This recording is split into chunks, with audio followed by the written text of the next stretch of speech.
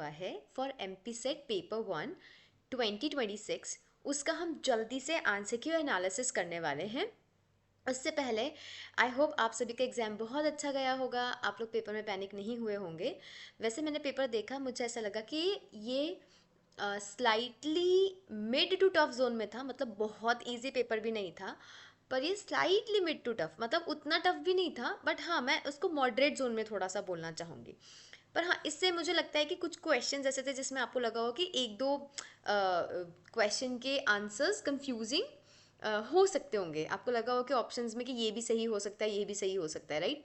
तो बिना हम लोग टाइम को वेस्ट करे हुए जल्दी से हम लोग पहले ये बात करते हैं कि आप कहाँ हैं। तो आप हैं उपलब्धि के ऑनलाइन प्लेटफॉर्म पे, ठीक है, जहाँ पे हम स्टूडेंट्स को बहुत सारे एग्जाम्स के लिए प्रिपेयर करते हैं, like food safety officer, assistant professor, MP SET, GATE, NET and बहुत सारे examination, even 11th 12th to NEET JEE as well. मतलब स्कूल से कॉलेज तक आपको कुछ भी करना हो तो बस उपलब्धि आ जाओ, ठीक है।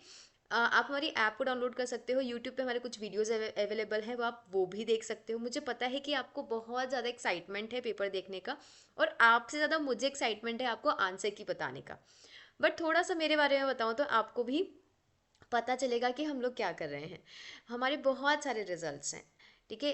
हमारा ऑफलाइन सेंटर के बहुत रिजल्ट हैं, ऑनलाइन के भी बहुत सारे रिजल्ट्स हैं।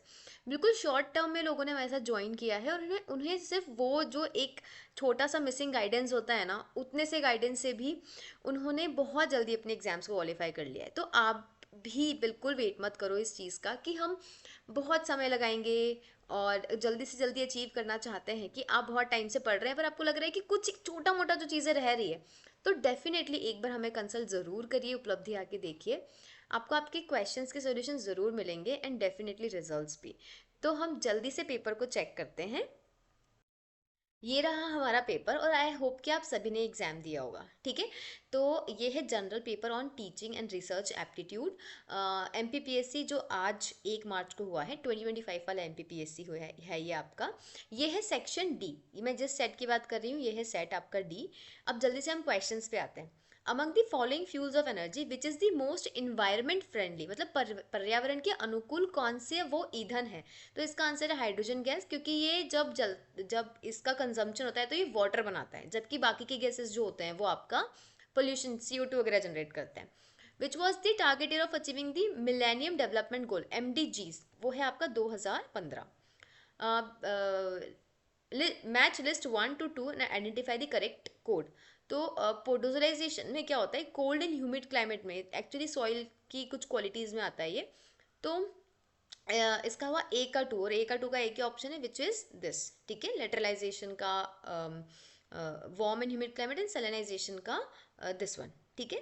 Then cyclone Hudhud hits the coast of which state, तो जो हुदहुद आया था उसने मोस्टली आंध्र प्रदेश के कोस्टल एरिया को हिट किया था।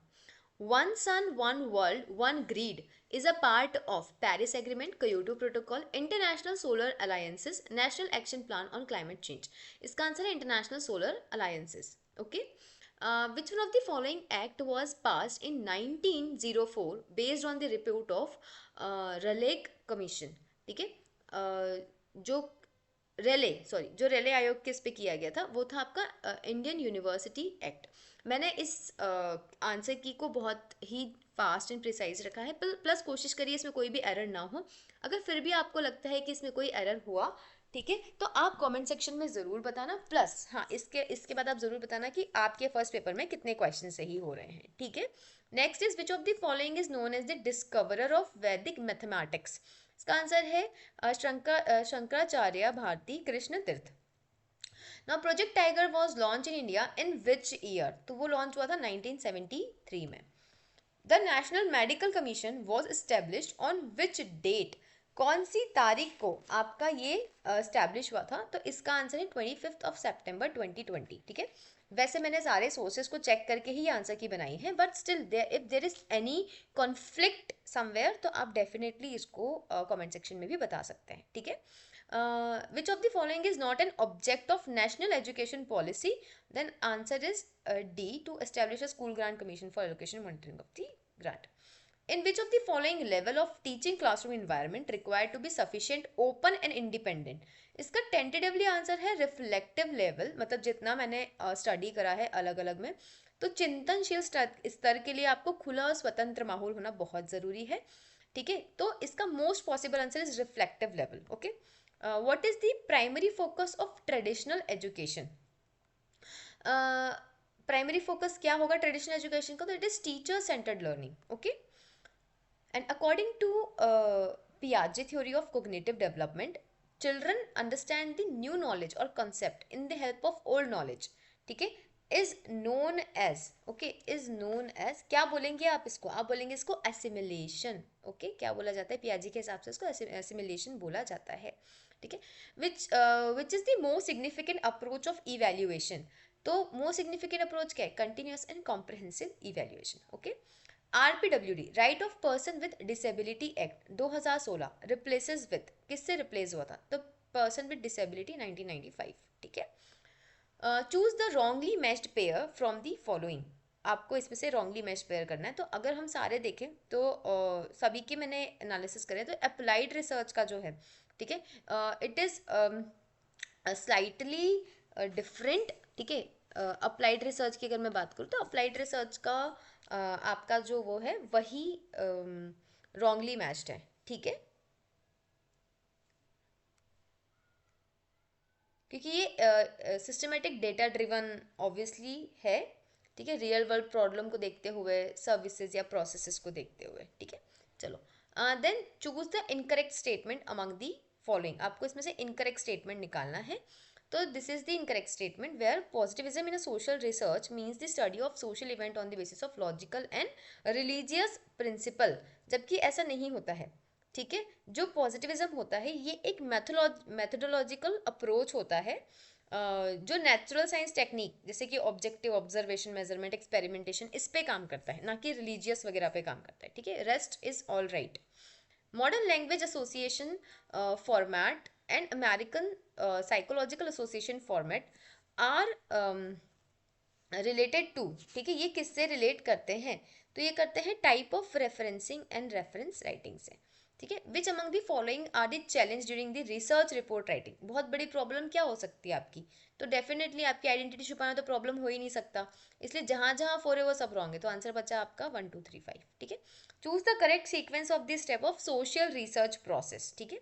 सबसे पहले आपको रिसर्च प्रॉब्लम ढूंढना होता है, फिर आपको लिटरेचर रिव्यू करना होता है, फिर आप एक हाइपोथेसिस फॉर्मुलेट करते हो, 647, this is the right answer.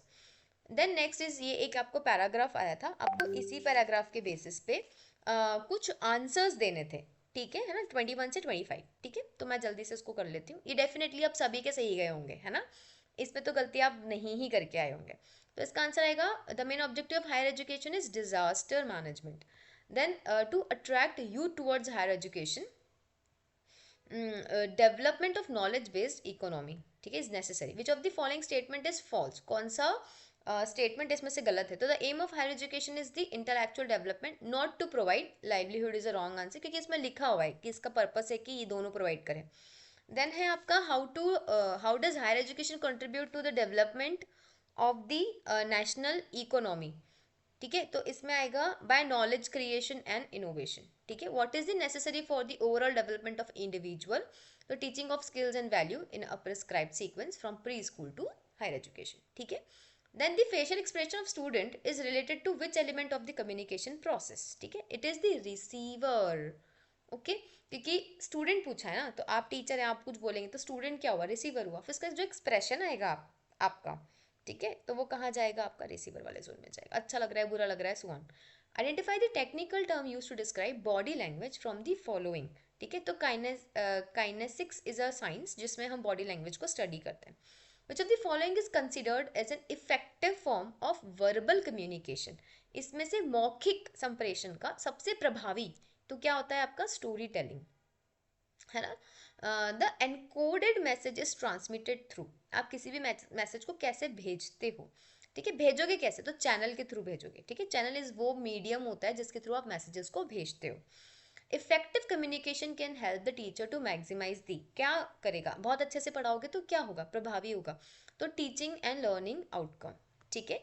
Then which would be the value of the following, तो इसका आंसर आएगा 4√5। आप इसको सॉल्व करेंगे आसानी से निकल के आएगा। इसको हो जाएगा 8 इंटू √5 इंटू √3 डिवाइडेड बाय 2√3, तो 3 से 3 कैंसिल हो जाएगा, देन 8/2 इज 4√5। ठीक है, consider the following number series, तो ये आएगा आपका 210। ये ऐसा आएगा क्योंकि 0 से 6 का बीच का डिफरेंस 6 है, देन 6 to 24 का आपका 12 है, एंड देन 18 है, एंड देन 36 है। तो एवरी टाइम आप देखोगे तो 6 का डिफरेंस जो है वो हर उसमें नहीं 6 का नहीं, आप देखोगे तो 6 की टेबल से डिफरेंस बढ़ रहा है। ठीक है, लाइकवाइज तो जो नेक्स्ट वाला है which is a book was sold for ₹227.5 with a profit of 10%। If it was sold for 25.75 then find the percentage of profit और लॉस। उसका आंसर आएगा आपका 3%। ठीक है, कैलकुलेट करके। And then 30 for the two boys A and B start the same time of ride from Delhi to Meerut. इसका answer आ रहा है आपका सॉल्व करके 8 किलोमीटर्स पर आवर। ठीक है, then if Raju is coded as 1 1 2 2 11 12 13 14, then junk is 13 14 10 9, तो फिर रैंक क्या हो जाएगा? ठीक है, तो it is 11 12 10 9। Okay, a deductive argument is valid if and only if the truth of premise guarantees the truth of conclusion। ठीक है, ये इसका राइट आंसर आएगा। विच of the following mode and figure of the categorical syllogism is represented by Venn diagram. ठीक है, तो इसका answer आ रहा है आपका दिस A11 2 करके। ओके, ये सब मतलब कुछ के जो टेंटेटिव क्वेश्चंस के आंसर है वो मैं आपको डेफिनेटली बताती चली जा रही हूँ।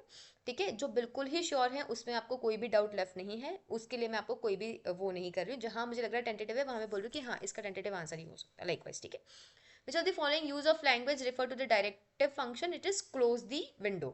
which of the following is not a necessary component of अनुमाना और अनुमान और प्रमाण? तो विच इज प्रत्यक्ष। भाई सामने के सामने खड़े हो तो क्या अनुमान लगाओगे? दिख ही रहा है आपको। ठीक है, वरना लगाते ना ऐसा हुआ होगा वैसा हुआ होगा। ठीक है, Devadatta who is alive is not in the house, his non existence in the house lead to the presumption, सोचा, as he is somewhere outside the house। the above example is the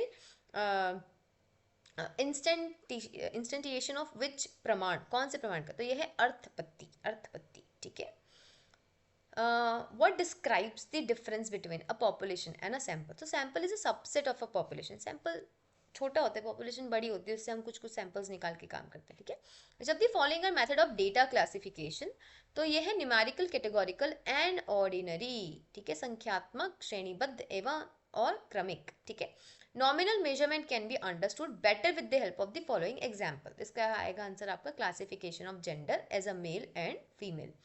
Then the regression equation of y on x is y equals to a plus bx, ये solve करके आ रहा है।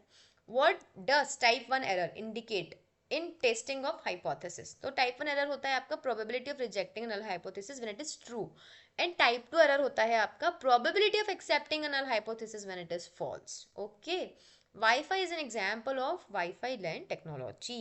ठीक है, then when a file is transferred from a server to a computer it is called downloading a file।